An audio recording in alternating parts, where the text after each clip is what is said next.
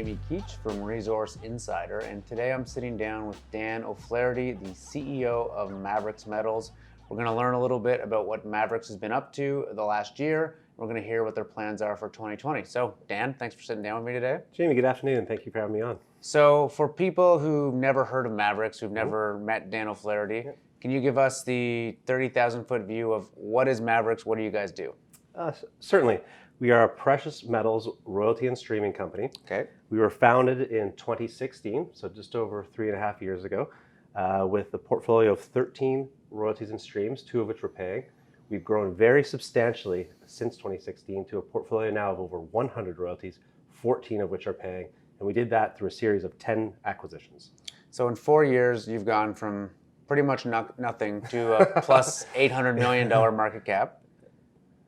How do you do that? And what did that look like? How did that take place? Yeah, well, we started from very humble beginnings, but we've had some success. But what was very helpful from the get-go was we launched out of Pan American Silver, chairman of Ross Beatty. Kind of the initial support of Pan American Silver really gave us an initial push out the gate. So we had some momentum. We continued that with a number of acquisitions. Most notably, at the beginning, we acquired a portfolio from Goldfields. We've also acquired portfolios from Newmont and most recently Kinross. So we've had some very major mining companies support us along the way. Newmont remains on our registry as a 25% shareholder. Pan American is a 23% shareholder. And Kinross is now a 9% shareholder. So we're in a very unique position where we've got 3 major mining companies as large shareholders. So I know how you did the first deal. Obviously, the chairman of Maverix is Jeff Burns, who was previously the CEO of Pan American. That's right. Close relationships there. How did you guys create such an attractive draw for all these other majors to do these deals with you and not one of the more established or older royalty streaming companies? Yeah, well, that's a great comment with respect to Jeff. He's been in the operations of mining for over 40 years, very deep technical Rolodex. Very strong relationships. That was able to give us significantly more credibility than a company of our relative size. Sure, I would generally say. So that led to us being able to get some of those transactions done. And for the larger mining companies that sold us their royalty portfolios, while I can't speak for them, I know they saw the potential for significant upside in a new growing royalty vehicle that had the potential to go from very small to more meaningful very quickly. So I think it was just a few weeks ago, maybe a month ago, you just did this deal with Kinross. How did that come about? And what are some of the highlights of 2019 that are worth mentioning for people that are considering Maverix as a potential investment? Certainly on the asset side, we acquired a portfolio of 24 royalties from Kinross. The total purchase price was $74 million, comprised of $25 million in cash and $49 million in Maverix shares. So they did come onto our registry. What was very exciting about this portfolio is that there were assets all along the production and development timeline.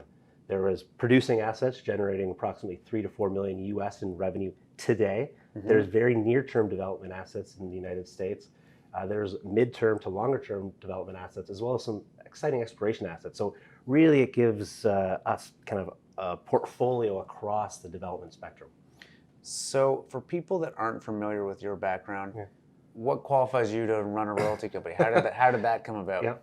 No, that's a great question. I've been in the industry for over 15 years, predominantly doing mergers and acquisitions as an investment banker, exclusively on the mining sector, and predominantly in royalties and streams. So we worked on a lot of the transactions as financial advisors kind of in the mid-2000s, just as Wheaton Precious, or as they were Silver Wheaton at the time, was really building up the streaming model. Of course, yeah.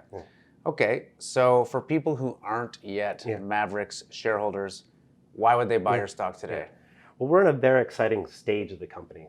So just looking back at some more highlights from 2019, we listed on the Toronto Stock Exchange from the venture. We also listed in New York Stock Exchange American. 2 big steps for the company in terms of the capital markets profile. We also just instituted a dividend. It's US 1 penny per share per quarter. We paid our first one last week. So we're just building up the capital markets side. And we see a great runway ahead of us. We have a lot of opportunities to continue to add assets into the portfolio. It's very busy out there in the royalty sector right now. We see the continued ability to grow the shareholder base, the liquidity. That New York listing was a very important step for us, and I think we can use that as a stepping stone to continue to unlock value going forward. And right now we're the only precious metals royalty company between 300 million market cap and 1.2 billion. So we're in a size range where there are a lot of transactions that fit naturally for us that don't necessarily fit for a lot of the other royalty companies. Right. So where we are, we're pretty excited about where we're at. So Pan Am, Kinross, who else am I missing there?